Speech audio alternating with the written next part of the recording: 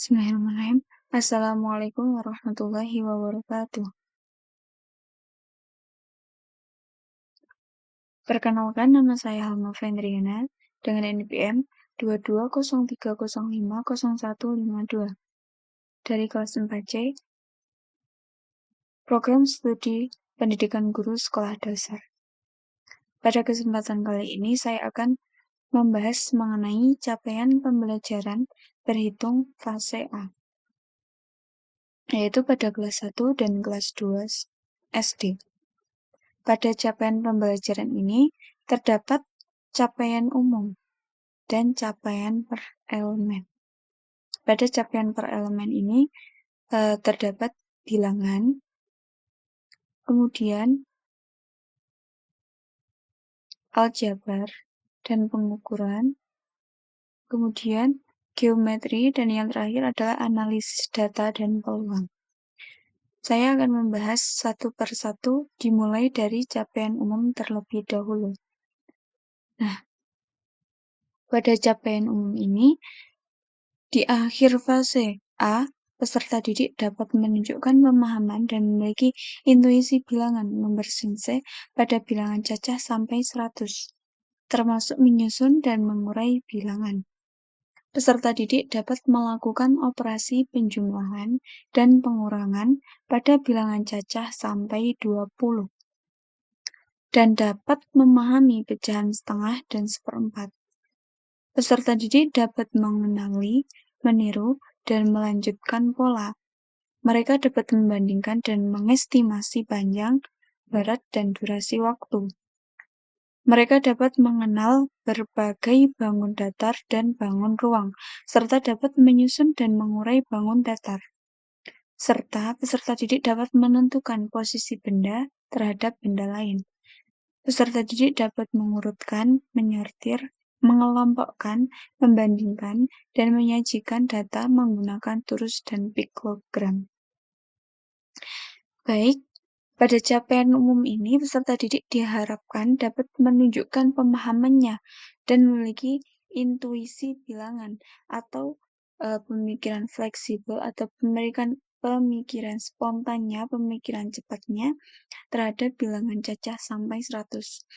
Peserta didik tidak hanya memahami, namun dapat menyebutkan secara cepat, secara fleksibel dari bilangan cacah sampai 100. Mereka dapat menyebutkan secara acak maupun secara berurutan angka bilangan cacah 1 sampai 100. Dan juga termasuk menyusun dan mengurai bilangan. Peserta didik dapat melakukan operasi penjumlahan dan pengurangan pada bilangan cacah sampai 20. Nah, diharapkan juga peserta didik dapat melakukan operasi penjumlahan maupun pengurangan pada bilangan cacah sampai 20. Penjumlahan yang hasilnya sampai 20. Pengurangan yang penggunaannya sampai 20. Kemudian peserta didik dapat memahami pecahan setengah dan seperempat. Nah, diharapkan juga peserta didik dapat memahami pecahan setengah dan pecahan seperempat. Contohnya, berapa nilai setengah dari 1, berapa nilai setengah dari seperempat, berapa nilai setengahnya dari 10, berapa nilai setengahnya dari 5, berapa seperempatnya dari 10, berapa seperempatnya dari angka 5. Kemudian selanjutnya, berarti dapat mengenali, meniru, dan melanjutkan pola. Nah, dengan disajikannya sebuah pola, diharapkan peserta didik dapat mengenali pola tersebut. Peserta didik dapat meniru pola yang disajikan dan dapat melanjutkan pola yang telah tersajikan. Bagaimana pola selanjutnya? dan bagaimana pola selanjutnya. Kemudian, peserta didik dapat membandingkan dan mengestimasi panjang, berat, dan durasi waktu. Nah, peserta didik diharapkan dapat membandingkan antara panjang, antara berat, dan durasi waktu. Bagaimana yang disebut panjang, bagaimana yang disebut berat. Contohnya dari benda bola, eh, berapa panjang dari bola tersebut, berapa berat dari bola tersebut. Dan durasi waktu. Eh, Peserta didik dapat memahami berapa durasi waktu yang telah mereka lakukan. Contohnya, durasi waktu ketika mereka melakukan kegiatan pembelajaran, durasi waktu ketika mereka melakukan kegiatan seperti makan, seperti mandi, seperti bermain, seperti belajar, dan lain sebagainya. Kemudian, mereka dapat mengenal berbagai bangun datar dan bangun ruang. Nah, diharapkan juga peserta didik dapat memahami bagaimana bangun datar dan bagaimana bangun ruang.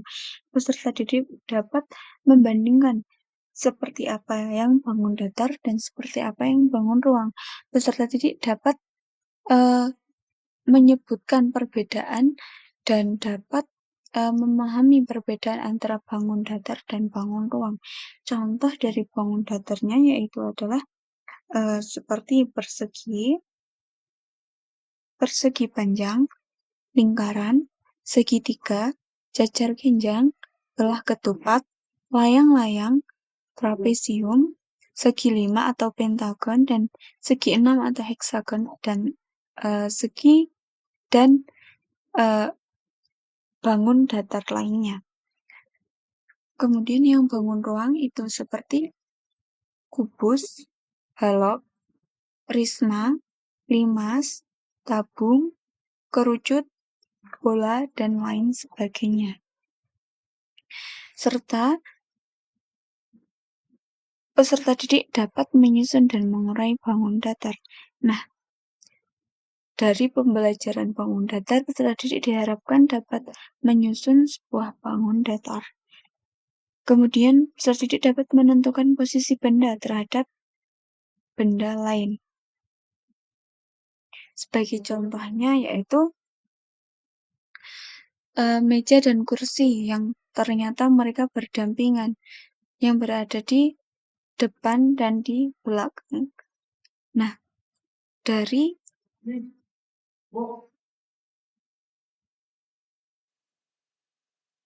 letak meja atau kursi itu dapat menentukan posisi benda tersebut. Misalnya, di manakah letak kursi?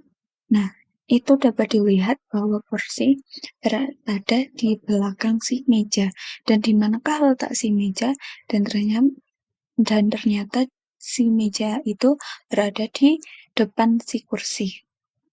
Dan begitu juga dengan benda-benda yang lainnya. Kemudian,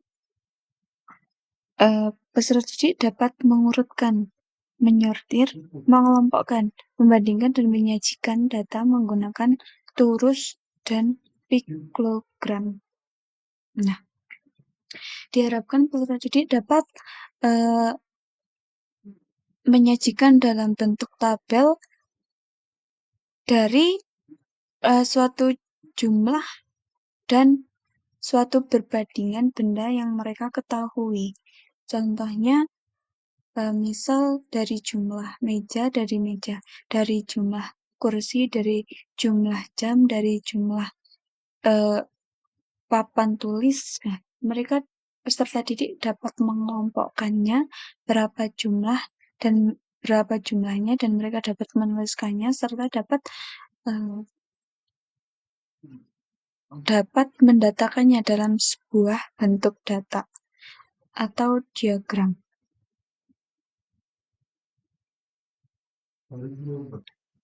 Selanjutnya yaitu capaian umum. Eh, maaf, capaian per elemen. Yang akan saya bahas terlebih dahulu yaitu adalah bilangan. Capaian per elemen pada bilangan yaitu ada 3. Yang pertama, peserta didik dapat menunjukkan pemahaman dan memiliki intuisi bilangan. Nomor sensei pada bilangan cacah sampai 100. Mereka dapat membaca, menulis, menentukan nilai tempat, membandingkan, mengurutkan, serta melakukan komposisi, menyusun, dan dekomposisi, mengurai bilangan. Yang kedua, peserta didik dapat melakukan operasi penjumlahan dan pengurangan menggunakan benda-benda konkret yang banyaknya sampai 20. Dan yang ketiga, peserta didik dapat menunjukkan pemahaman pecahan sebagai bagian dari keseluruhan melalui konteks membagi sebuah benda atau kumpulan benda sama banyaknya pecahan yang diperkenalkan adalah setengah dan seperempat. Nah, yang pertama, peserta didik menunjukkan pemahaman dan memiliki intuisi bilangan bersifat pada bilangan cacah sampai 100. Nah, seperti yang sudah saya jelaskan tadi, bahasanya diharapkan peserta didik dapat memiliki pemahaman dan memiliki intuisi bilangan atau pemikiran cepat, pemikiran fleksibel pada bilangan cacah sampai 100. Mereka dapat dengan mudah dan dengan cepat menyebutkan bilangan cacah sampai 100, baik itu dengan diacak ataupun dengan tidak diacak. Mereka dapat menyebutkan dan memahami bilangan cacah sampai 100 secara urut ataupun secara tidak urut.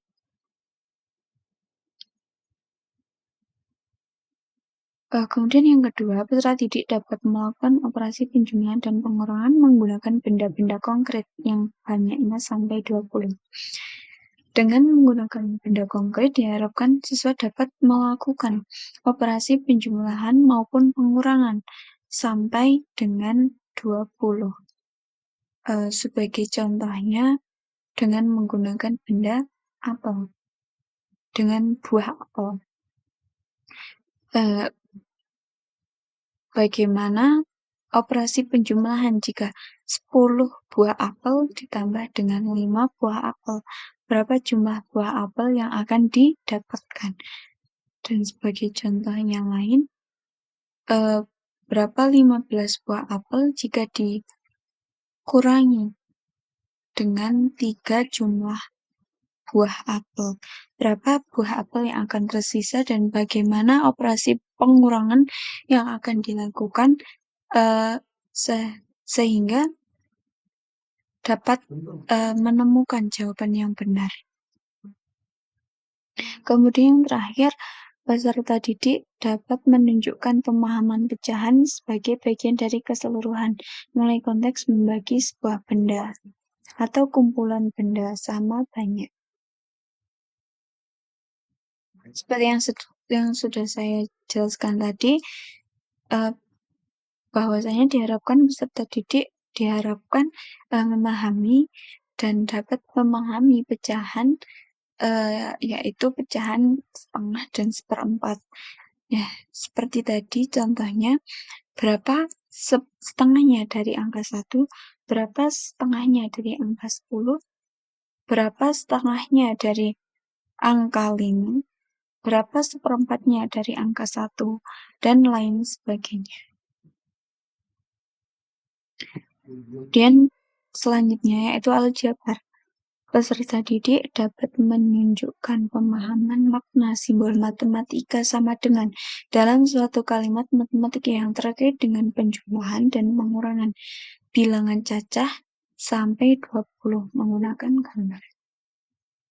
Nah, dengan itu peserta didik diharapkan dapat menunjukkan pemahamannya dari makna sama dengan dalam penggunaan penjumlahan maupun pengurangan.